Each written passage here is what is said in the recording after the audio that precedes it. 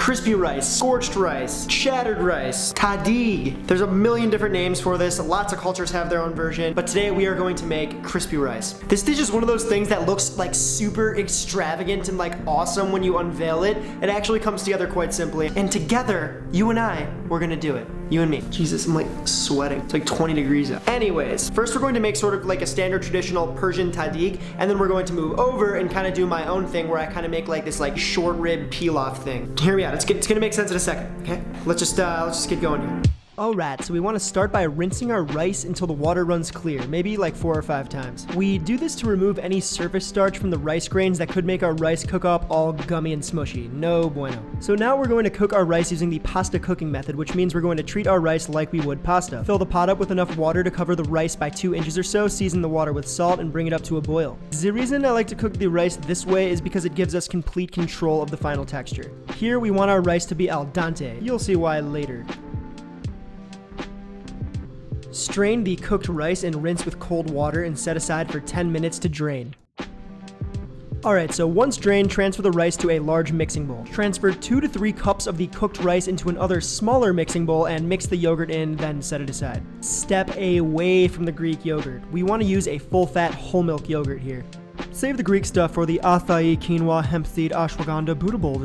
Now reach for the saffron. Meet saffron. Its favorite color is red, it loves scary movies, and its favorite hobby is staining everything in your kitchen. No, but seriously, this stuff is almost as bad as turmeric. Be careful. Now we're going to bloom the saffron in a couple tablespoons of warm water to help spread around its flavor and give our rice color.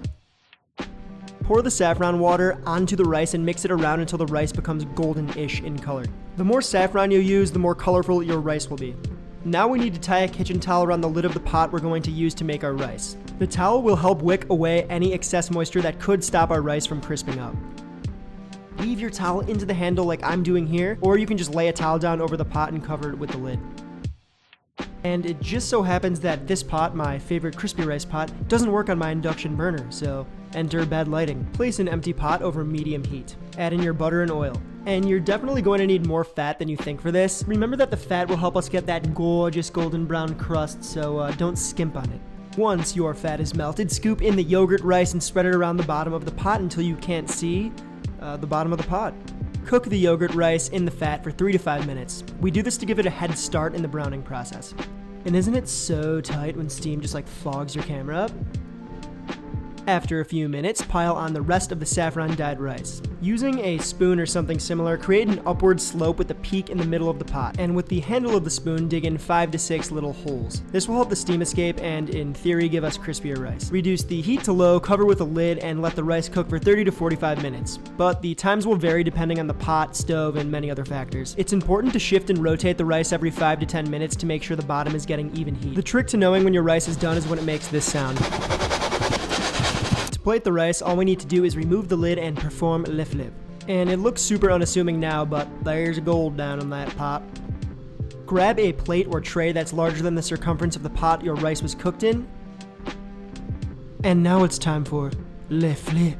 With a plate face down on the top of the pot, invert everything and place it back down. Pray to Zeus and remove the pot to unveil your creation. And phew, we dodged another bullet. I am no self-horn tutor, but that looks phenomenal. When done properly, the rice should be crisp as a cuke and sound like this. Alright, you did it. Nice work, brothers and sisters. Now I want to show you how easily this dish can be customized and made into something totally unique. I'm just chopping up some here garlic and green onions. A little tip, pop your sliced green onions in ice water to keep them crisp and make them curl up. And lucky me, I also have some English cut short ribs that just came out of the sous vide. What perfect timing. It's like I planned it. Short ribs are mad flavorful, packed with intermuscular fat, and super affordable. 10 out of 10 would recommend for your next cooking project. And just look how tendy these big boys are. The bone slips right out. Nuts. After removing the bones, I'm just going to shred all this by hand.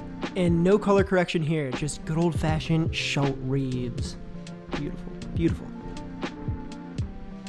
And there's really no reason to talk about the rice. You guys are pretty much all rice professionals by now, I would imagine. This part of the video is all about getting creative with your crispy rice. So here I've decided to go down a Southeast Asian route and add fish sauce, cilantro, short ribs, and a bunch of other toppings that I'll talk about in a bit. That is some sad cilantro. Maloop scoop the shredded shorties and carefully pour in as much or as little fish sauce as you'd like. To color the rice, I'm going to reach for the chili oil. I'm a chili oil fiend, so I'll take any excuse to add it to any dish. Add chili oil in to taste and give everything a mix and set it aside. Like last time, add your yogurt to the rice, mix well, and set aside.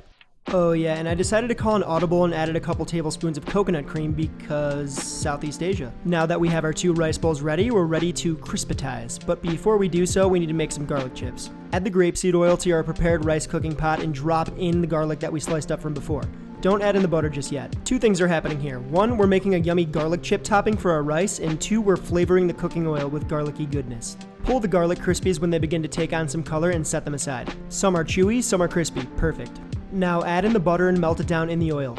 You know the drill by now. First goes the yogurty rice, give that a head start cooking in the fat, and then pile in the main load. In this case, our fish saucy, herby, short rib-y rice.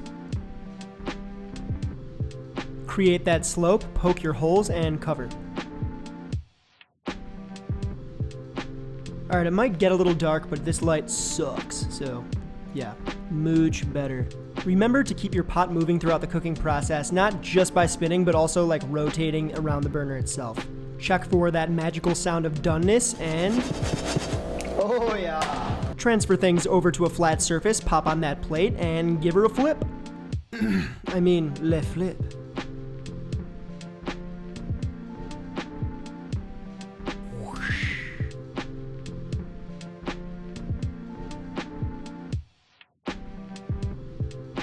I mean, this thing is so dang tootin' crispy that I can sharpen my knife on it. Let's get a little side-by-side action going on here. You can really see the difference in color given by both the saffron and the chili oil.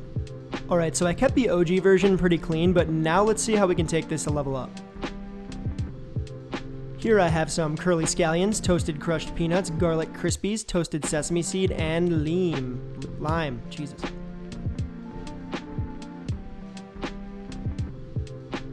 I'm just using the zest of the lime because it's flavor concentrated. It won't sog out any crispiness, like if we were to use its juice.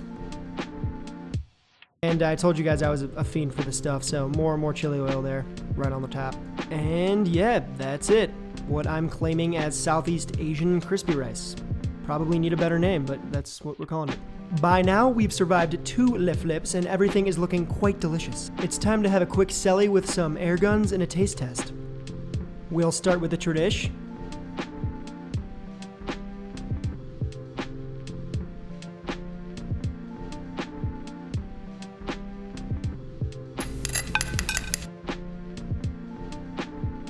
And my version. I mean, the tender short ribs are latched onto the bottom side of the crispy rice shell, and it's pretty incredible. You guys really gotta try this out. And you know what they say, if you don't share, you turn into a bear. See what I mean? After you get past the flip, you'll be fine. Yeah, so there's really not much else to say here. And I'm going to be posting more videos like this regularly, so subscribe to the chan if you're not. The chan? Not 4chan. This is not 4chan. I gotta go. We'll see you next time. Toodaloo.